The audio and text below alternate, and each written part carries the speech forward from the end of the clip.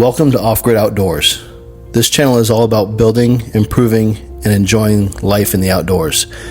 This started as a simple piece of property that quickly escalated into an ongoing off-grid project with many build aspects. Over the last year and a half, I've been clearing land, building trails, installing solar panels, setting up water collection, improving wildlife habitat, and building a camp, almost completely solo, with the help of a friend for the first year, but lately it's just been man's best friend, my four-legged mascot and supervisor, as I'm sure you'll see plenty of. In the beginning, I wasn't thinking of this as a YouTube channel opportunity, but along the way, I have documented my progress and overall process throughout with photos and videos, and I also have a never-ending compilation of trail camera footage, and now I think it's time to share that journey. On this channel, you'll find plenty of projects, overall camp construction and improvements, land management and improvements, hunting preparation and hunting footage, along with wildlife encounters and trail camera footage, as well as equipment that I've used and reviews of what has worked and hasn't worked, and plenty of lessons learned along the way. I like to share what has and hasn't worked and why, as well as what I would do different if I were to do it all over again. Before I jump into the current projects and phases that I've gone through to get to this point, I wanted to put together a quick recap showing how this property and camp have evolved to where they are today. I also just want to mention this property is not only off-grid, but almost a 6-hour drive as well. So not only has it taken many hours of construction and land management to get to this point, but also many hours on the road. As you'll see in the beginning, we started off as off-grid as it gets, with camping in a tent for the first few hunts and prior to the construction process even beginning. So I'm going to go all the way back to the beginning and take a look at the journey so far up to this point, and I will continue to update and document for the process until the build is complete, but the land improvement and hunting opportunities will probably never end.